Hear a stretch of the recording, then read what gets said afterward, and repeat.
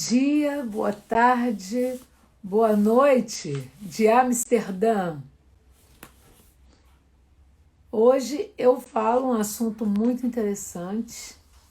Já estão entrando aqui pelos caminhos da Segunda Guerra. Olha que assunto, gente, da Segunda Guerra Mundial. Oi, Elisa, boa tarde, tudo boa bom? noite daqui de Amsterdã. Tá. Olha, a Gorete tá só resolvendo uma questão aqui, mas vem já, Ah, tá? tudo bem, ótimo. A gente vai falando enquanto isso.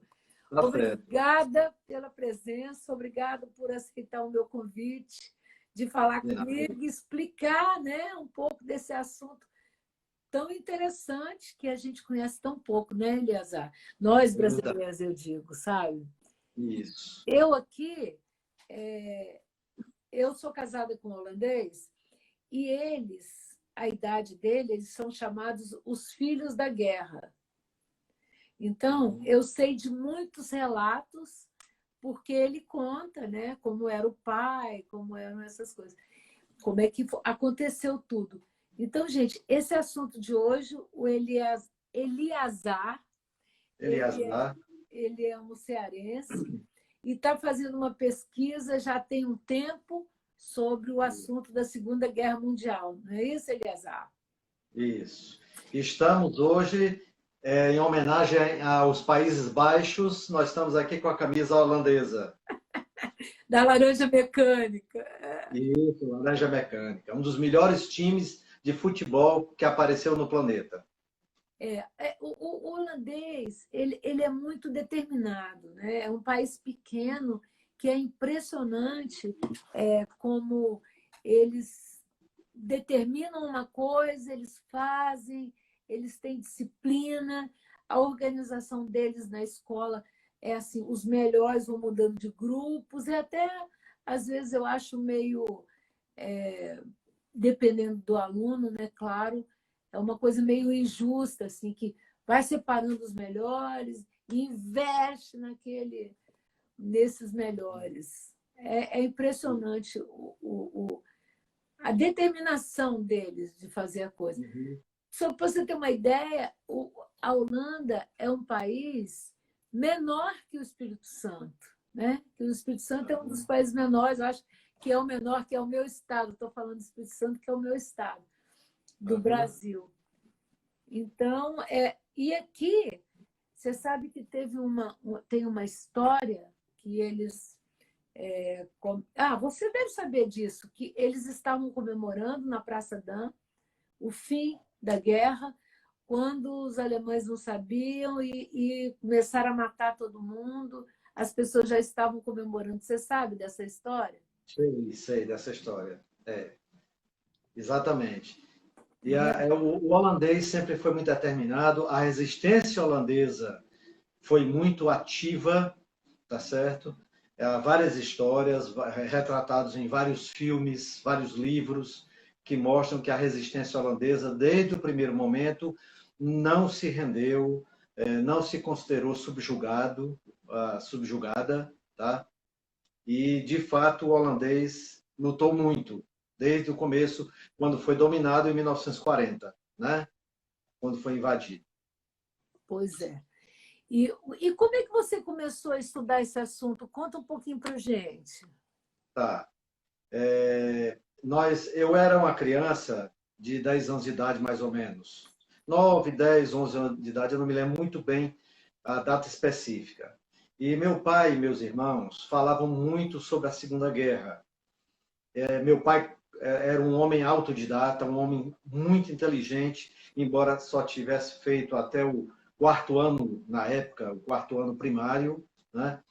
Mas era um homem com uma inteligência impressionante. E comprava livros para a gente, colocava na nossa mão, livros sobre a guerra, encadernados, bonitos, né?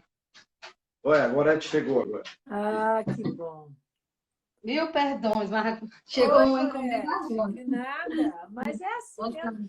Nós estamos em casa, né? É, Isso. Então, Margot, aquilo eu escutava, eu sempre também muito precoce, gostava muito de ler desde novo, né?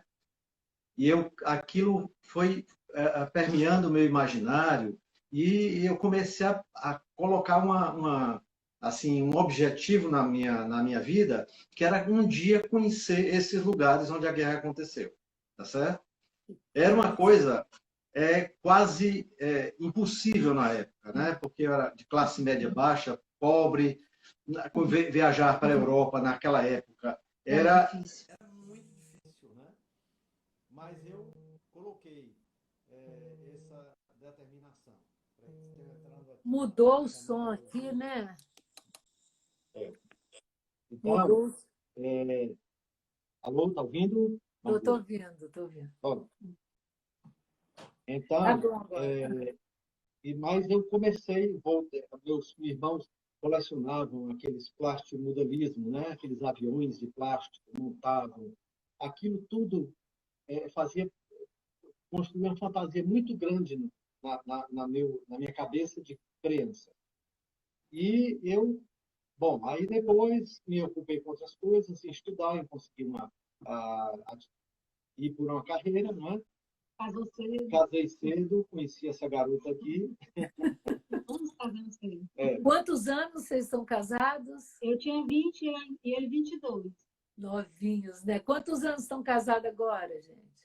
Mas qual o seu som não está um pouco baixo? É o seguinte, Margot, tentou entrar a ligação, eu já percebi o seguinte, sempre que entra uma ligação, aí fica baixo para... Mas aí agora? Será que eu boto o fone? Não, é coisa do nosso celular, sabe? Tá. Porque quando entra uma ligação, aí a partir daí fica baixo. Não sei por quê, não entendo isso. Mas eu estou te ouvindo bem, vocês não estão me ouvindo, não? Sim, tudo bem. Muito pouco. Nós não estamos escutando você muito bem. Mas o que a gente pode fazer é aproximar um pouco. Tá. Aproximar um pouco, vamos eu tentar. estou ouvindo bem vocês também. Ok. Eu vou falando, né? Ok? Bem, gente, está tudo então, bem para vocês aí, o som? Como? Ah, não. Deixa eu botar o meu fone. Peraí, às vezes melhora. Deixa eu pegar aqui. Gente, esse negócio da ligação de vez em quando, né? Deixa eu botar o meu aqui. Peraí. Às vezes melhora também. Às vezes eu coloquei, já está, alguém perguntou assim, e se colocar no modo avião? Eu já fiz isso, mas já percebi, quando entra uma ligação, não sei por que ela retira o som. Mesmo eu recusando a ligação. Eu recusei a ligação, mas o som permanece baixo.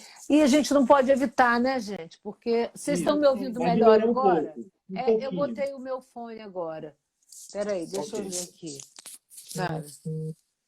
Bom, então vamos lá. Então, Marco,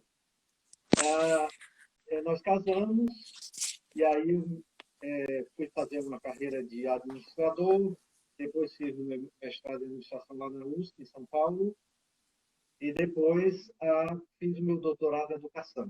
Isso, claro, me tomava todo o tempo. Além da minha carreira paralela, eu era funcionário da estatal chamada BNB, né, aqui em Fortaleza, que é onde fica a direção geral, mas eu ainda era professor em universidade.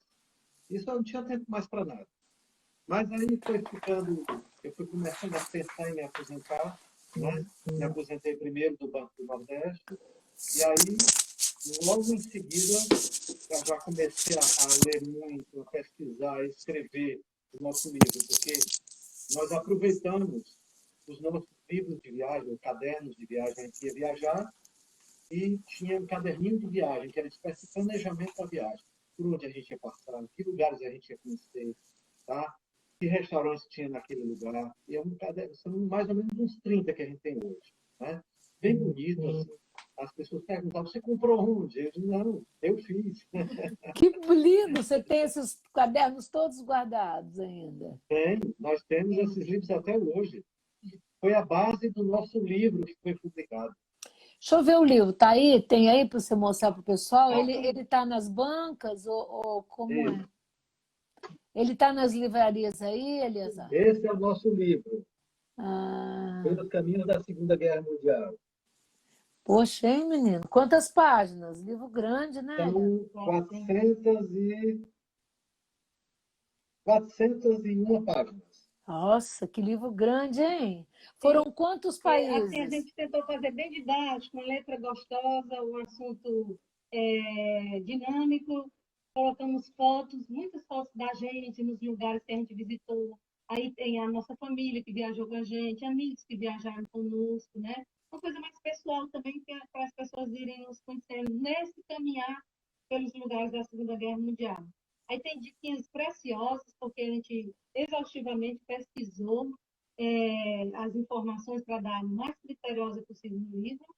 E aí a gente diz como chegar, o horário, se funciona nas 4 estações do ano, que transporte pegar, se naquele museu que você foi visitar tem um cafezinho que você pode tomar, qual a gastronomia do lugar, um pouquinho. Se Olha que existe um filme bacana. a respeito daquele lugar, né, daquele assunto que a gente está tratando, cita o filme também. Então, a gente tenta dar uma dinâmica, fazer um dinamismo no livro. E, assim, até agora o feedback está sendo muito bom, as pessoas disseram que é uma leitura agradável e com muito conteúdo. Ô, gente, mas é uma ideia muito inédita essa de vocês, não é?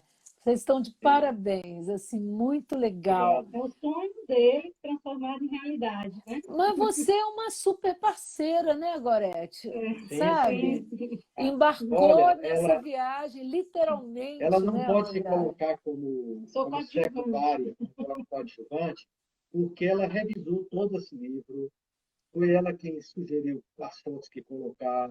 Então, é parceira, né? Com Ela certeza, escreveu também. parceira de uma vida, né? De um sonho, de E um projeto. Eu acho que é isso é que a gente procura na vida, né? Parcerias Então, legais, né? foram 38 anos para a gente começar a viajar. Sério. Fazer a vida Criar os do sonho filhos, dele, né? do Que sonho sei de vocês criança têm. de 12 anos, até Até a chegar primeira à viagem primeira viagem. foram 38 anos. E nós fizemos, porque o nosso filho Bárbaro. mais novo estava fazendo um sanduíche na Alemanha, do curso dele, e que ele é engenheiro eletricista. Na época ele ainda fazia faculdade. Quando terminou o curso dele, nós fomos encontrar com ele e foi quando a gente começou a visitar a Europa e os caminhos da Segunda Guerra Mundial. Foi a nossa primeira viagem. o nosso foco, Margot, a nossa tônica, não é, por exemplo, o aspecto militar. Não é? Não são armas, equipamentos, batalhas, embora nós temos um grupo que se discutem esses temas também. Não é? Mas o nosso foco é o lado humano, o comportamento, a ideologia, a sociologia, a história, aspectos humanísticos Os heróis da dos Segunda heróis da Segunda Guerra, Guerra. Tá? nos trata disso. Ô, gente, é impressionante. Ó, deixa eu mandar um abraço aqui, que tem gente do Ceará nos assistindo, tem Estela da Alemanha, que né, vive na Alemanha. Você sabe o que eu acho? Um abraço para vocês, gente. Obrigado pela presença. Margot, Oi, ainda continuamos ouvindo baixo. Vamos fazer um teste? Se puder sair, vão. entrar no mundo. Nós vamos sair e você nos chama de novo. Tá Tá bem, certo? vai. Tá Vamos ver bem. se dá certo. Né? Vão, vai dar certo. Vai. Gente, olha que história legal, não é? Então, olha só, Benedita, meu marido e eu estamos nos dedicando a família. Onde é que você mora, Benedita? Deixa eu ver se eles entraram aqui. Peraí, para eu chamar. Aqui, enviar solicitação. Estou chamando de novo, que estava o áudio um pouquinho baixo. Um beijo, Estela. Pensei tanto em você hoje. Ah, você mora aqui. Aí, então, tá melhor? Pois Beleza, é. Margot. Tá melhor agora? Será que eu posso?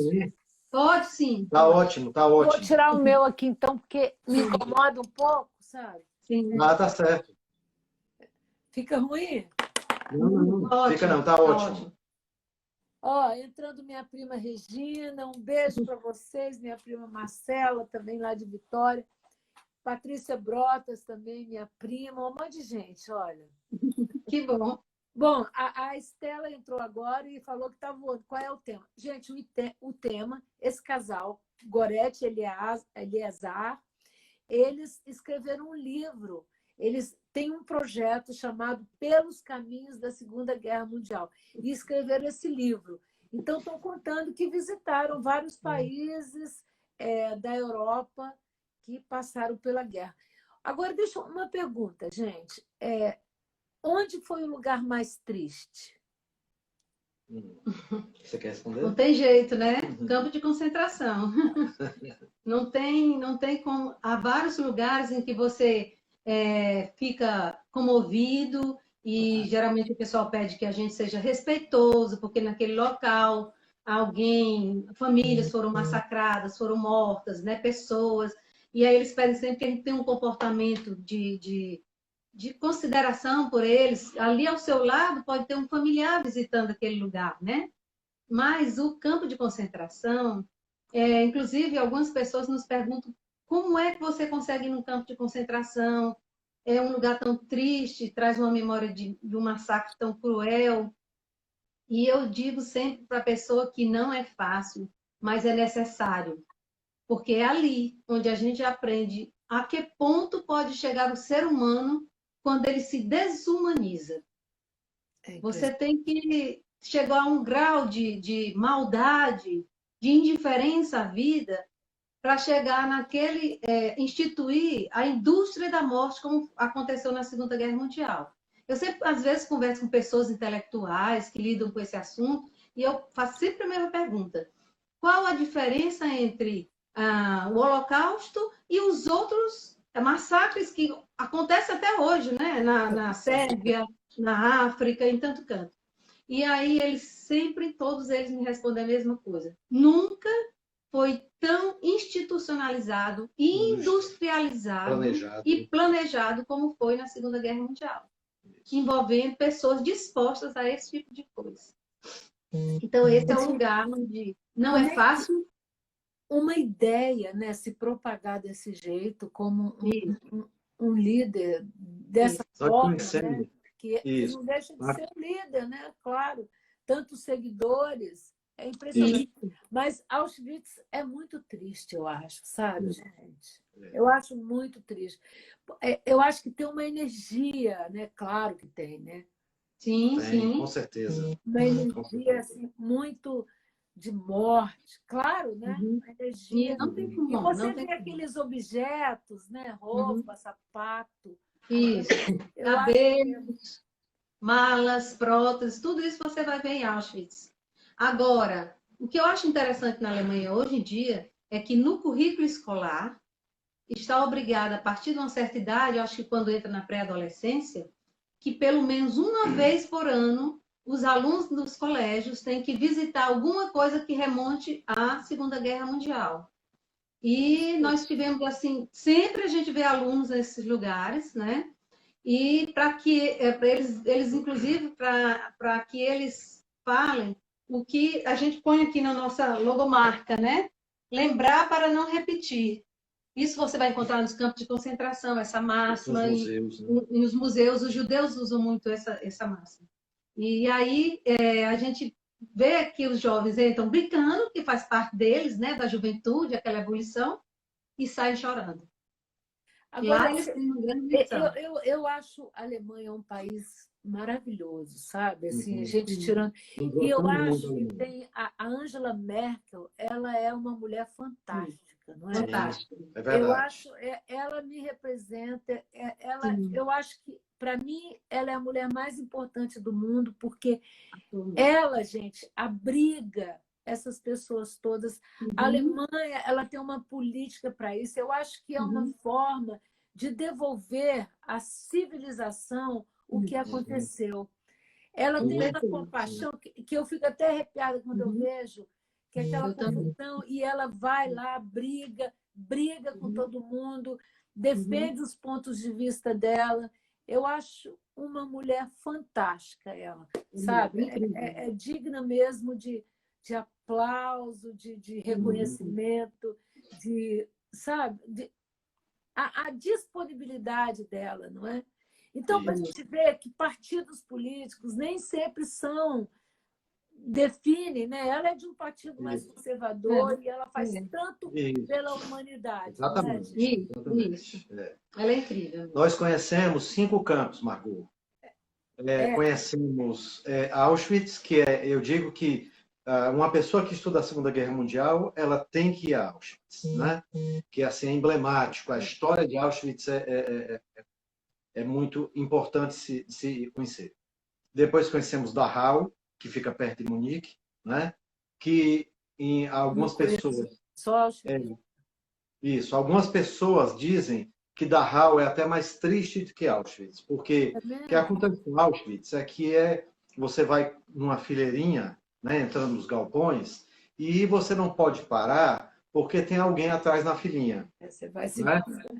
Isso. Mas no Dachau não. Dachau você faz o seu caminho, você vai por onde você quer, você vê primeiro o que você quiser. Então, e a história das experiências médicas em Dachau é superior até a Auschwitz, né? Porque foi lá que começou. Né? Então, a Dachau é muito triste também. Conhecemos Sachsenhausen, que fica em Berlim, perto de Berlim. Tá?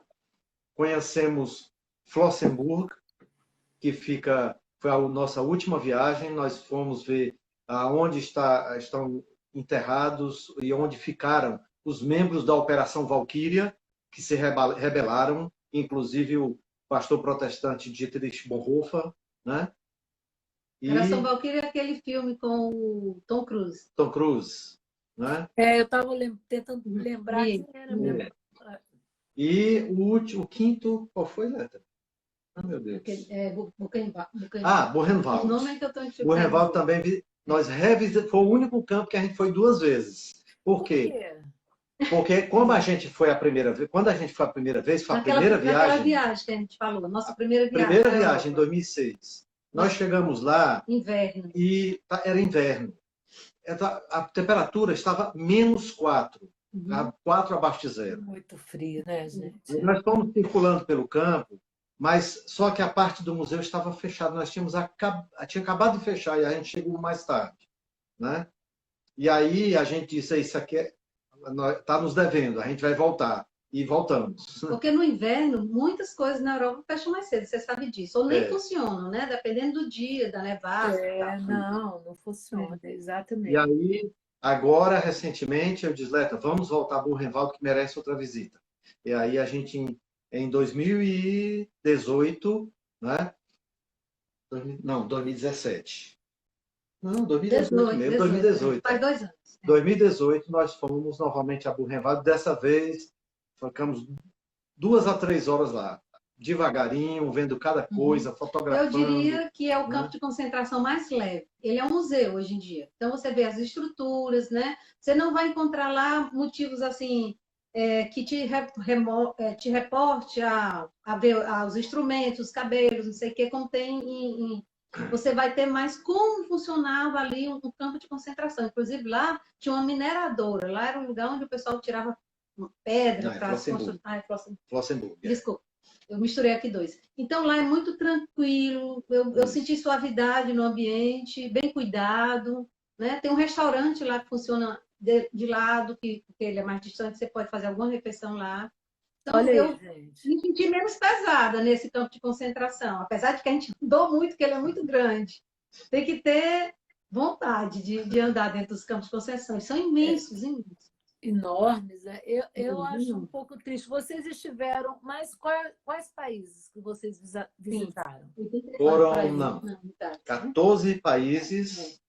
E 84 entre cidades e localidades. Não, 84 não, 140. 140 cidades, mais ou menos.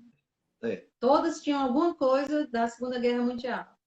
E é engraçado, Margot, nós temos uns 2 sites que a gente utiliza para localizar esses lugares, né? E isso aí é um segredo de Estado.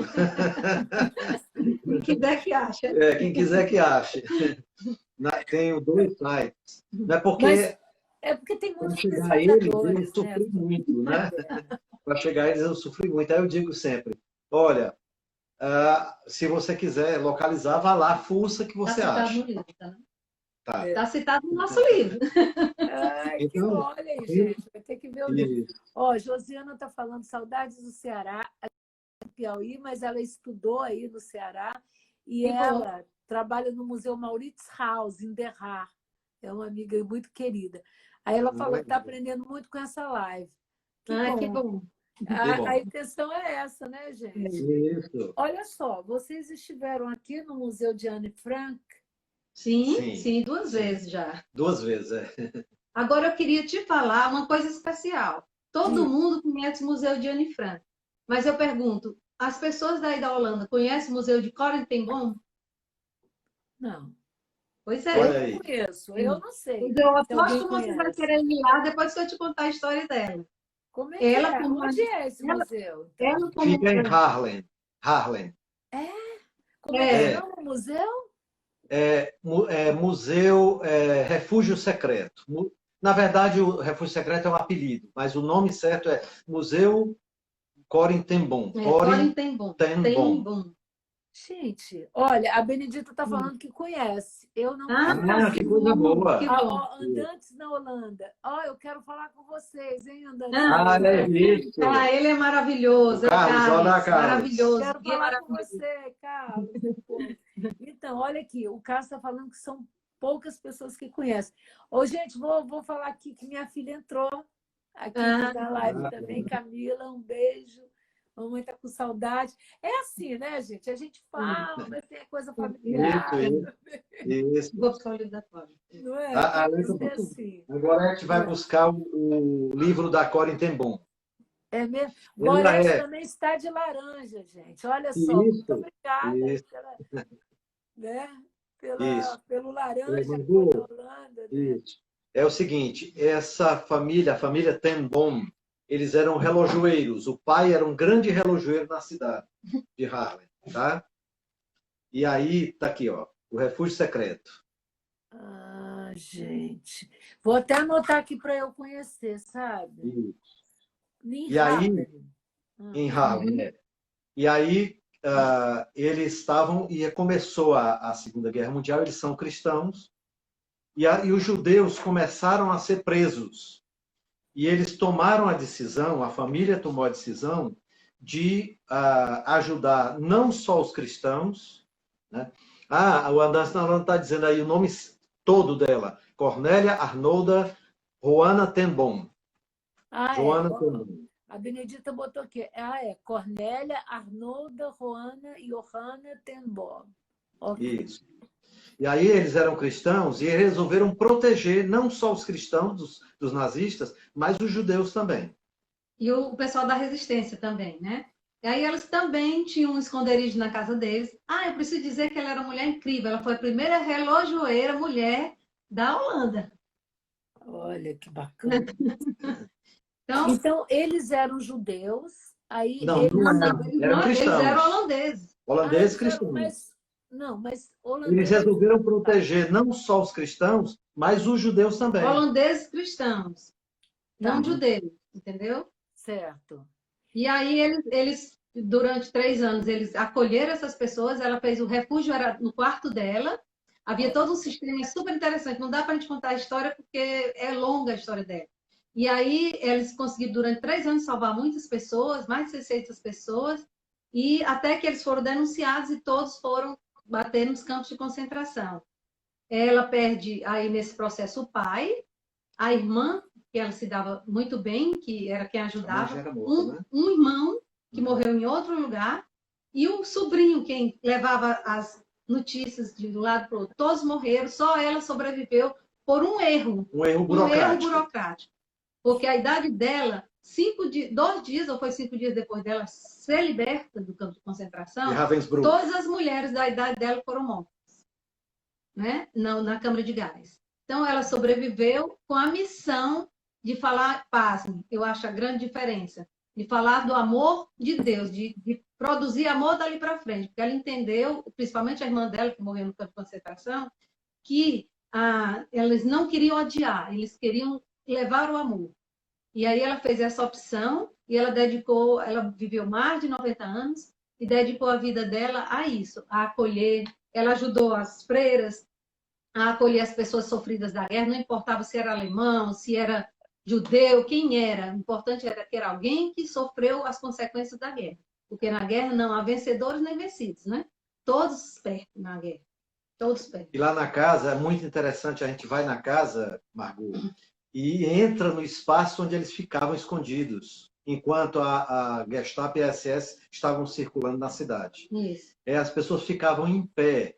Era um fundo falso de um armário, muito parecido com a Anne Frank, só que era muito mais... Era a casa, né? Muito apertado, né? Enquanto a Anne Frank era praticamente era um andar inteiro, né?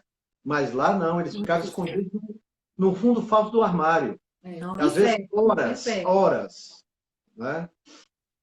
No dia que eles foram presos, tinham 6 judeus dentro desse armário. Eles ficaram 2 dias esperando alguém vir tirá-los de lá. Meu Deus, que loucura, gente. Bom, vamos deixar aí esse suspense para vocês procurarem mais, saber mais sobre ela. Ela hoje é considerada um justo entre as nações, que é uma comenda judaica, comenda você sabe, linda, né, que os judeus dão, todos aqueles que não eram judeus e ajudaram os judeus a sobreviver. Essas pessoas ganham uma árvore no jardim. No Vade Hashem.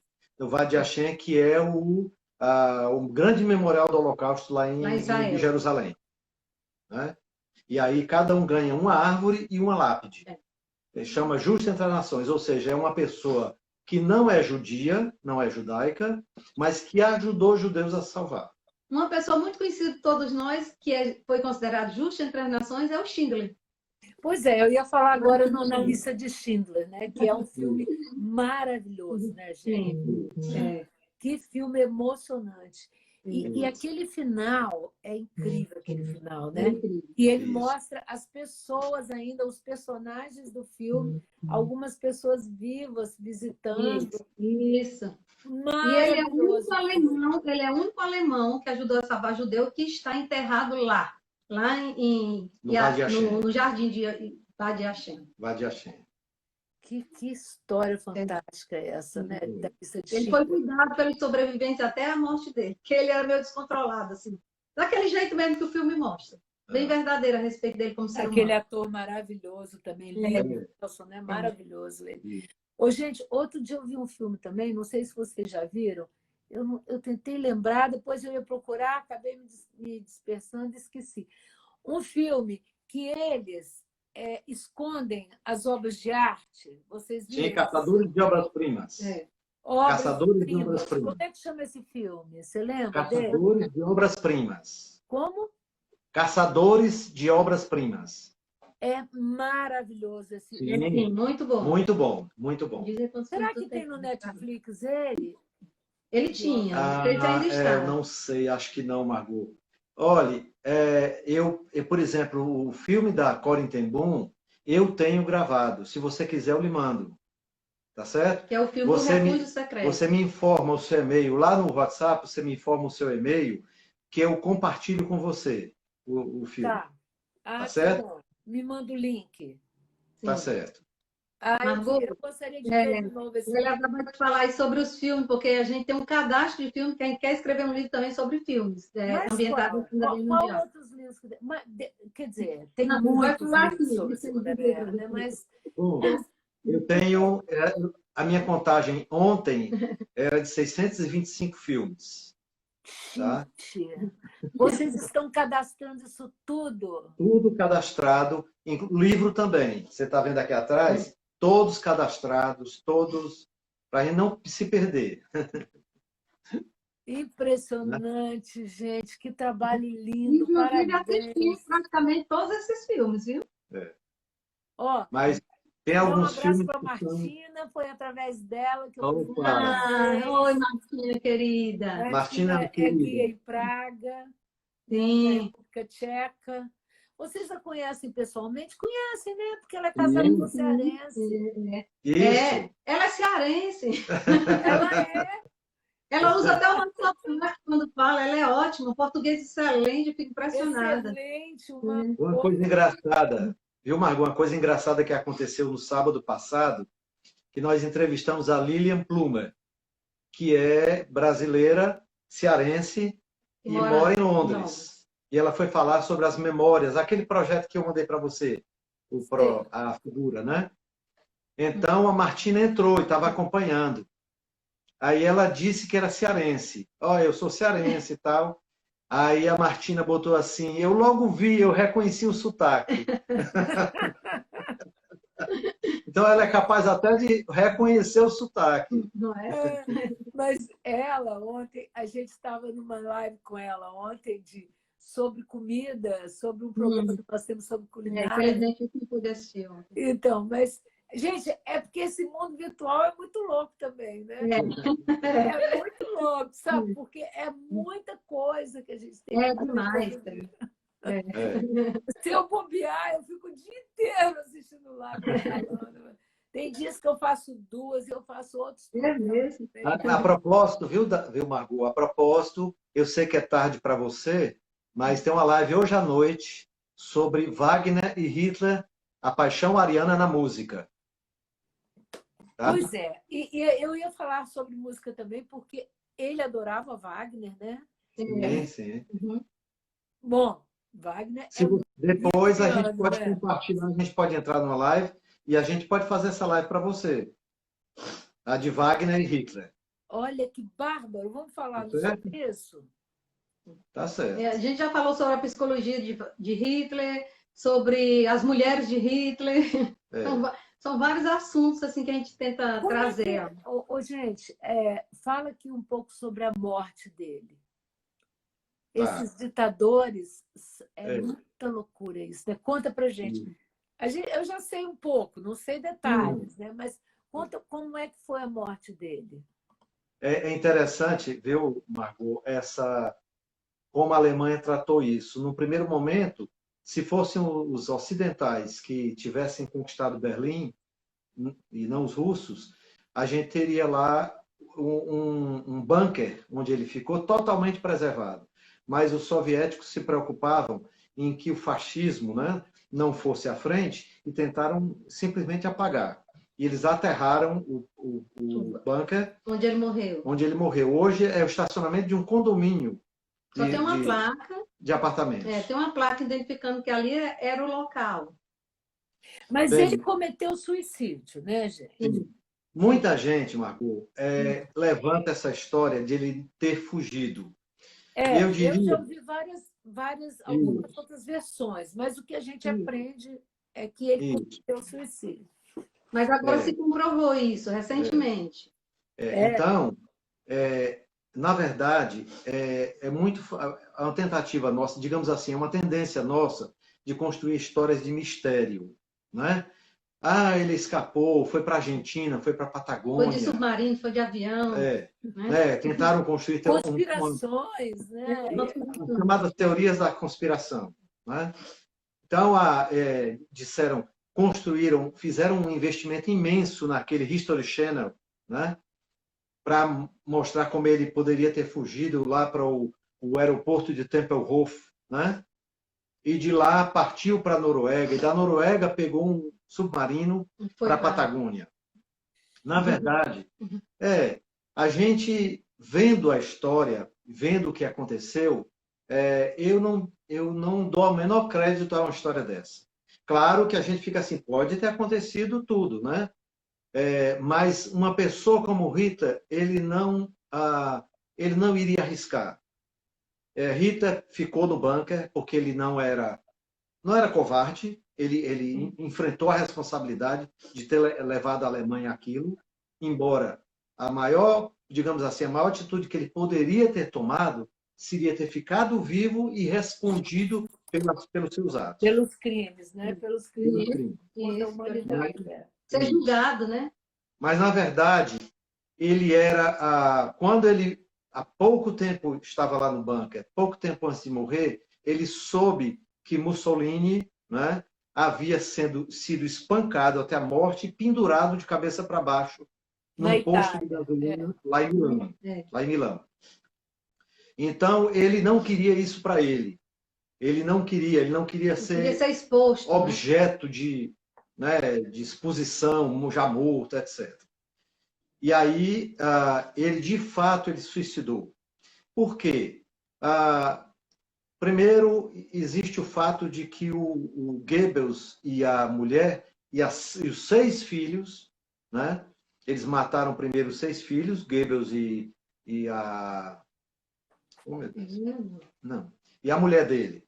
Eles se suicidaram, mas antes mataram 6 filhos. Eles se mataram também. É uma amostra de que eles não queriam viver, como eles disseram, num mundo em que o Führer não estivesse. Né? Então, é uma evidência de que realmente Hitler tinha sido. Peraí, só para a gente entender aqui um pouco. No mesmo dia que ele cometeu o suicídio, outras pessoas também cometeram. As pessoas mais próximas dele. A mulher, qual era a mulher daquela época? Era Eva Braun.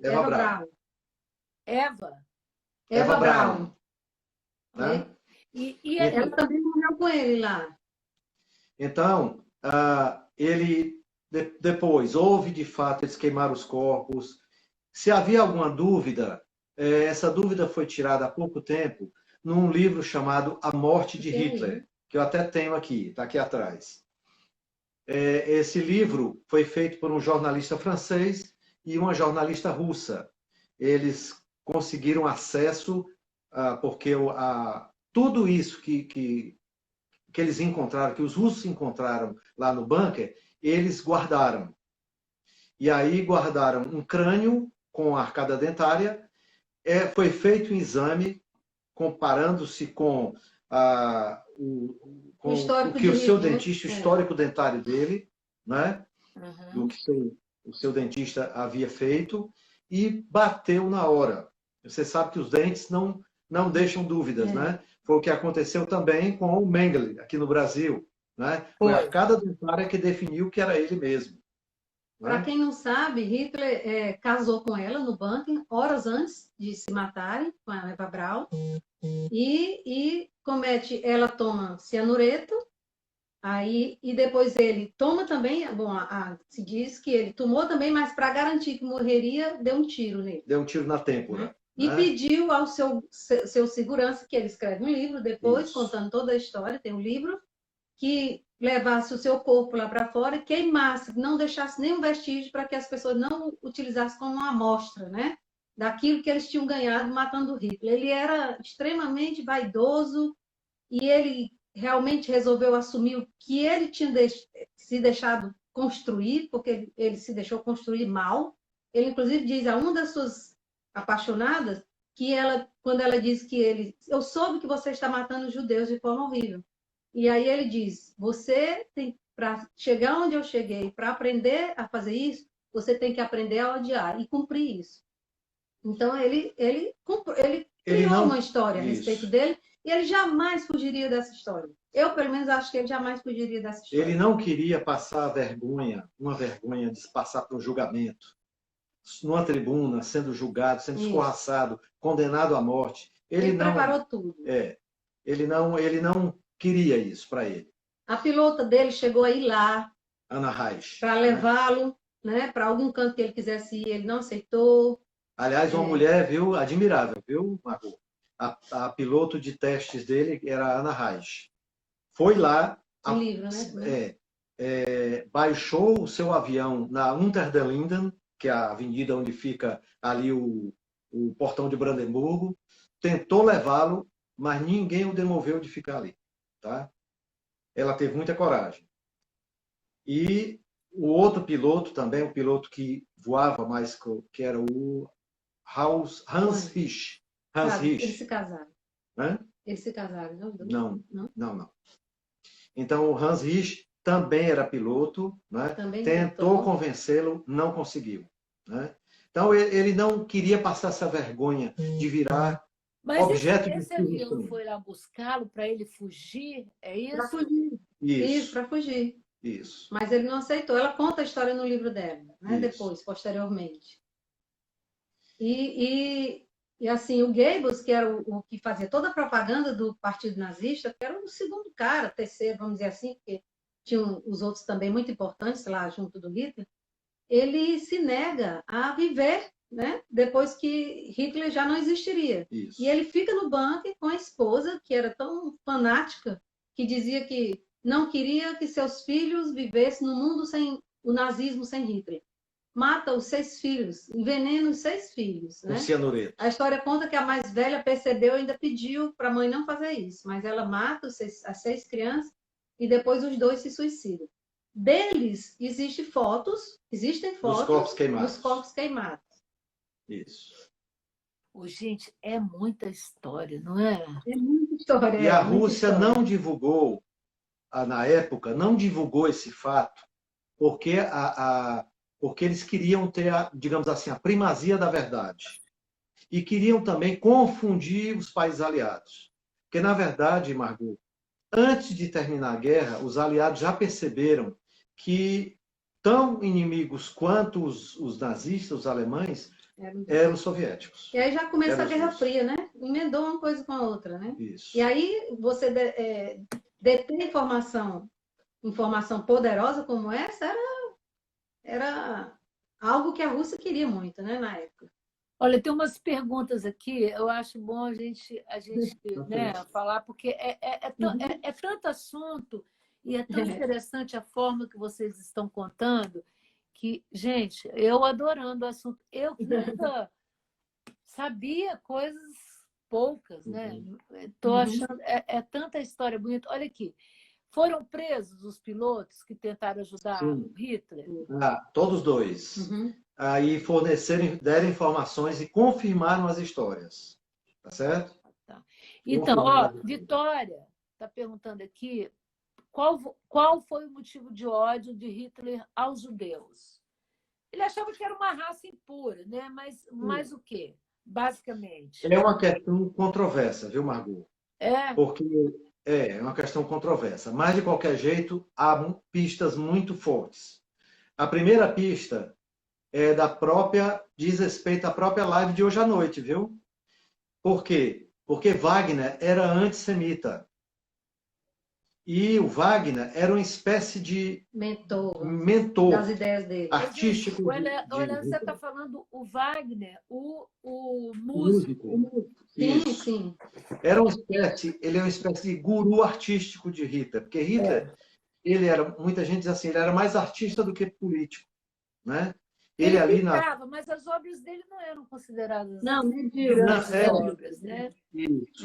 Mas, por exemplo, nas suas exposições, lá em Nuremberg, por exemplo, seus grandes discursos, o Hitler age como se fosse um grande ator, né? Era um grande ator, fazendo um discurso, e nesse aspecto ele era muito forte, brilhante, ele era carismático. Eu achava horroroso, né? Mas o carismático. A gente tem que reconhecer, né? Mas você vê, Charlie Chaplin, né? Fez muita coisa parecida com ele, falando no Grande Ditador, né? Em termos modernos. O Grande Ditador, é excelente esse filme. O Grande Ditador, excelente. Quem não viu, gente, um filme de Charlie Chaplin chamado O Grande Ditador, que ele imita Hitler com uma propriedade impressionante. Né? Pois bem, então, Margot, a primeira foi a influência de Wagner sobre Hitler. Wagner é como se fosse assim um grande guru artístico e uma celebridade da sua época. E muito influente sobre algumas pessoas e muito sobre Hitler. Hitler assistiu a primeira peça de Wagner quando ele tinha 12 anos. E ele diz no livro dele, Mein Kampf, Na Minha Luta, ele diz assim, foi aí que tudo começou, quando ele viu a primeira peça de Wagner. Aquela coisa punk mesmo, né? Aquele impacto, né? Que é a música dele. Que ele é um compositor de muito temperamental, não é? Ele me deixa muito nervosa. Beethoven também me deixa muito nervosa. Quando eu ouço algumas coisas de Beethoven, me agita um pouco. Então essa foi a primeira influência. E depois havia um sentimento de culpa na Primeira Guerra Mundial muito forte, né? Que a Alemanha tinha perdido a guerra e ficou aquela história, criou-se a história da facada nas costas, que é uma espécie de como se o governo alemão e os judeus, numa conspiração, tivessem se rendido aos aliados e acabado a Primeira Guerra. Porque os alemães não tinham sido derrotados ainda, né? Eles estavam lutando. Então, havia essa história de que os judeus, uma grande conspiração mundial, eles estavam acabando com a Alemanha. E a Alemanha passando por um processo de crise imensa depois da Primeira Guerra, pagando a sua dívida com relação ao Tratado de Versalhes, não é? Passando fome, muita gente passando fome. Desemprego, né? Isso. Crise grande. Tinham que arranjar um culpado. E esse culpado eram os judeus. E a gente tem que lembrar que os judeus foi culpado em muitas eras, né? Muito. Um povo que é uma história à parte a ser estudada. Mas eu acho interessante dizer que a Europa, conhecida na época, ela estava preparada porque o antissemitismo estava graçando, né? Graçando na Europa toda e nos Estados Unidos. Então, não foi assim Hitler quem criou o antissemitismo, apesar de que ele chegou ao extremo do antissemitismo com o fascismo. Mas a Europa inteira, ela começou a recusar, porque no início Hitler só queria que eles fossem embora da Alemanha. A ideia inicial foi essa, vão embora. Então, estava aberto os portos para ir embora. Mas cadê países para receber essas pessoas? Chegou um ponto que, por exemplo, a Inglaterra recebia os jovens até 17 anos. E aqueles jovens tinham que levar um dinheiro para chegar lá. E não podiam levar roupa. E tinham que aceitar que iam mudar de nome e iam mudar de língua. Nunca mais iam falar alemão. Então, era uma coisa assim, terrível, né? E aí não houve mais tempo hábil, nem condições de sair tantos judeus, que não foi só da Alemanha depois, né? Quando ele foi invadindo os outros países. Pense em todos os judeus que havia nesses países, para você mandar para fora e depois matar, né? Por isso que ele industrializou a morte. E também, viu, uma coisa muito sintomática, Margot, é que Hitler viveu em Viena dos 13 aos 18 anos, tá certo? Se não me engano, 13 aos 18 anos. E Viena era tomada pela aristocracia judaica. E ele odiava, porque ele foi pobre, né? Ele passou fome em Viena. Né? E ele foi rejeitado 2 vezes pela Academia de Artes. E muitos eram judeus, né? E muitos na Academia de Artes eram judeus. Então ele passou a nutrir um ódio por esses judeus, contribuindo com esse ódio que ele já tinha manifestado. Tá certo?